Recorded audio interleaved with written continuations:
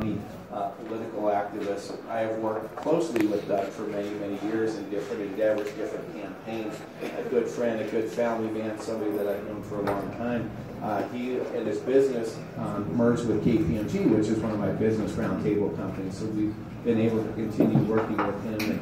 And he had asked if he could come to the Highlands Ranch Breakfast Club this morning and share some thoughts and what his plan for the future and for Colorado is. So please join me in welcoming Mr. Doug Robinson.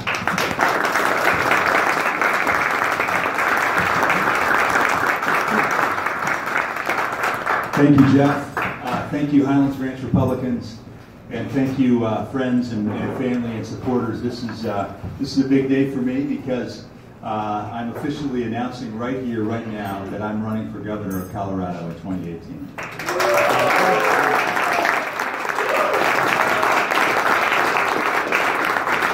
So I've been told by my team that I need to lose the note cards, but I'm still new at this game. Just a few weeks ago, I was working, as Jeff said, in the business world, and I'm making that transition to candidate. So I do have a few note cards, but you're probably wondering, most of you, who is this guy, and how is he possibly qualified to be governor? So I'm going to tell you about that, hopefully, in my remarks this morning. But I want to tell you first about a man that has inspired me. His name is Rick Rescorla. And Rick grew up in England, and while he was a youth, he served in His Majesty's service in Africa and learned British battle hymns. And later he emigrated to the United States for opportunity, served really valiantly in the Vietnam War, and then became head of security at Morgan Stanley Dean Witter. And this is where I met him.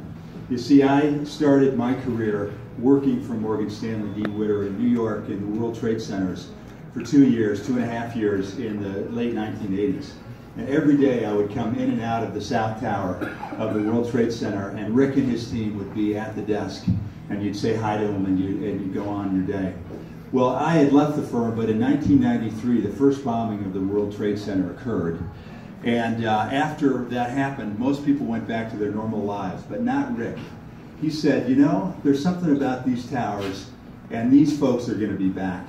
And so on his own, he organized the Morgan Stanley Dean Witter employees, thousands of them in the towers, into small groups, trained them how to evacuate so that they were ready. So on the morning of 9/11, the plane hit the North Tower. The Port Authority police got on the intercom and said, "We don't know what's going on, stay put, we'll be back to you." And Rick said, "BS." And immediately he began to put his evacuation plan into action. And as people were streaming down the 60-some flights that they were in the South Tower, the plane hit the South Tower, the lights went out, people started to panic. And they later said it was Rick singing through the megaphone the British battle hymns of his youth that gave them the courage and the strength to make it out of that building. Later they assembled, his team realized that 4 people were missing, and they went back up and died that day. So I think about Rick. He was a true American hero. He was a larger-than-life figure to me. I certainly can't claim to be the kind of hero that, or made the kind of sacrifices that he has, but I do try to live up to his example. To have the courage to face the reality of our problems, to be disciplined in identifying and executing on solutions to those problems, and work hard until the job is done. My professional career has been in the technology industry. Shortly after I moved to Colorado, I joined the Colorado Technology Association, and with some others there, we recognized this issue of the digital divide, that several kids in our community were not getting the technology training that they needed at home or at school to be fluent in our world today. So we started an organization called Kids Tech to address that challenge. And over the years, we taught over 15,000 kids in Aurora, Denver, Adams County, Boulder, technology kids, technology skills. And they come out of high school often with a certification as a Microsoft Office specialist or as a network administrator with real world skills that can get them a job or get them into college.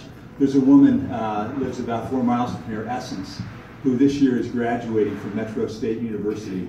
And it's really been Kids Tech that's helped her progress along the way as we've given her scholarships through college. So she has a great story to tell. So building something from nothing is tough. There are always obstacles along the way. Overcoming those obstacles takes discipline, perseverance, and grit. After years of working for big companies, some of my colleagues felt that there was a better way to do things, so we formed our own firm, St. Charles Capital. And over the years, we grew that to be a leading advisor to many of Colorado's leading businesses like Coors Tech, First Bank, Pinnacle Assurance, and many others. But the thing that I'm most proud about the 10 years that we operated St. Charles Capital, as Jeff said, we sold that to KPMG a couple of years ago, were the scores of employees that we hired along the way, the difference that it made in their lives and the lives of their families, and also the commitment that my partners and I shared that we would give back to our community. So over the time that we operated the firm, we gave to over 75 charities our money and our time, serving on the boards of organizations such as the Denver Public Library, the vice chairman of the Denver Public Schools, chairman of the Denver School of Theology. I was the chair of Kids Tech and on the Boy Scouts and involved in the Cherry Creek Public Schools. So we believed deeply in giving back to our community. 21 years ago, Diane and I moved to Colorado looking for a better opportunity. We love the beauty of this state, but the best thing about Colorado was its open, self-reliant, and friendly people. We moved here with 3 young kids and big dreams. Today, the 3 kids are now 5 and not so young, but we still have big dreams for Colorado's future. But Colorado is changing, and the question is, are these changes going to shape us, or are we going to shape the change? This is where real vision and leadership is needed. Whoever the next governor is, most Coloradans are just going to get up every day, go to work, go to school. It won't be Coloradans that will fail us. We need and have had a crisis of leadership. We need leadership now to prepare Colorado for the future that is coming. And I haven't met even the diverse place that we are. I think our similarities overcome our differences. I haven't met one Coloradan yet who doesn't want our public schools to be the best they can be, who likes sitting in traffic, who isn't concerned about the quality of life in their own neighborhood, who thinks they are not paying enough for health care, who doesn't care about our state and what the future will be like. Let me tell you my vision for the Colorado I see 10 years from now. I want to build a Colorado where we are a leader in economic growth and new business creation, where technology is improving our lives and making our government more efficient, where we have great public schools, where less of our kids are using drugs, where we've invested in our infrastructure, roads, water, and broadband, but mostly where there is opportunity for all and our kids and grandkids want to raise their families here. That's the personal thing to me. You see, I grew up in Michigan, and my grandparents moved to Michigan in the 1940s. And as you recall, in the 40s, 50s, and 60s, there was no better place in America to live than in Michigan. The best and the brightest were there. The Tigers won the World Series. But they weren't prepared for the changes that were coming. And the leadership in Michigan in the 70s and 80s let that state down. And today you meet Michiganders everywhere that have gone to other states looking for more opportunity. And I don't want that to happen here in Colorado. I want my kids and my grandkids to live right here. And that's why I'm willing to step up and to tackle this new challenge. I think if you have the courage to tackle problems head on, the discipline to stick to your goals, and are willing to work hard, there's not anything you can't accomplish, even if you start from nothing. I've seen that firsthand. My motivation for getting into this race is my grandfather. He started from nothing. He was so poor as a child, he would tell us a story about one winter eating potatoes for every meal. His mother would make baked potatoes, mashed potato soup, potato pancakes, however she could make them edible. But he went on from that poor start to become head of the Automotive Manufacturers Association, CEO of American Motors, and 3-term governor of the state that I grew up in the early 1960s. And he believed in giving back to the community. So I ask you for a vote for the future that you deserve. I believe we can make the right choice and face the challenges ahead of us. I feel like I'm the only candidate in this race who has built something from nothing, who has recognized a problem, come up with a plan to solve it, and successfully executed on that plan independently, not as an employee of a family business or a politician in a government bureaucracy, but as an entrepreneur, starting with nothing and responsible for everything. If you really want to bring that kind of private sector success to our government, then I'm the candidate to do it. But to do it, I'm going to need your support, your time, your commitment, and yes, your resources as well. And I've been overwhelmed with the friends that we have here today. Also, just want you to know, we were planning to make this announcement this morning. The Denver Post got word of it and did some good investigative journalism and went out with a story 2 days ago. You probably saw that in the Denver Post. So we immediately turned on our website and our fundraising, and in the 2 days since then, we have now raised over $80,000 in contributions from people around the state. Just to give you some perspective, in the last 3 races, in 2006, Bob Beaupre, it took him 30 days to raise $75,000. In 2010, Scott McInnes, 22 days. And in 2006, it took Bob Beaupre 21 days. So I feel very grateful for those in the community that have stepped up to show their support. And it means a great deal to me. So I want to quickly introduce my family. And then Diane's going to take 1 minute, and then we're going to be turning back over to you. So come on up here, kids. So, and Diane. So this is my better half, Diane. And my oldest son, I have 5 children. My oldest son and his wife, he's married, working in New York City, couldn't be with us today. This is Tom. Tom is a first grade teacher in Denver and an avid rock climber, and leaving from this meeting to go to Moab with his friends. Associate teacher. My son Billy. Billy's in college, but he's going to be working full-time with me this summer.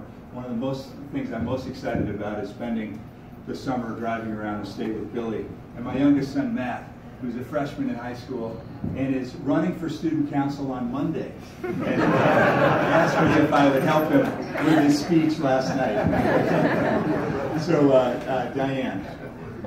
Great. Thank you again for having us. I've known Doug for over 30 years, and you can tell I'm really inexperienced, so I'm going to read from my notes because I'll be a deer with headlights. But he's my best friend, soulmate, and co-partner in raising our 5 kids. And we met in our 20s when we were both working in demanding jobs in New York City. And ever since, life with Doug has been a constant adventure, full of enduring loyalty, laughter, and tenderness, and no matter what obstacles came our way.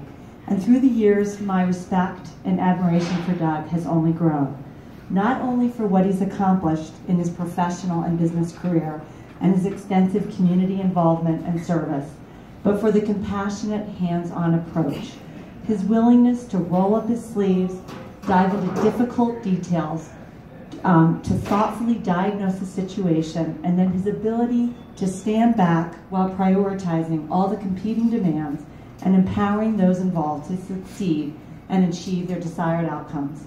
I've always been impressed by Doug's sheer physical and emotional horsepower, his sharp intellect, and his tireless energy, drive, and willingness to listen to the needs and desires of others and assist where he can, and his deep respect for inclusion and diversity of thought, talent, and experience.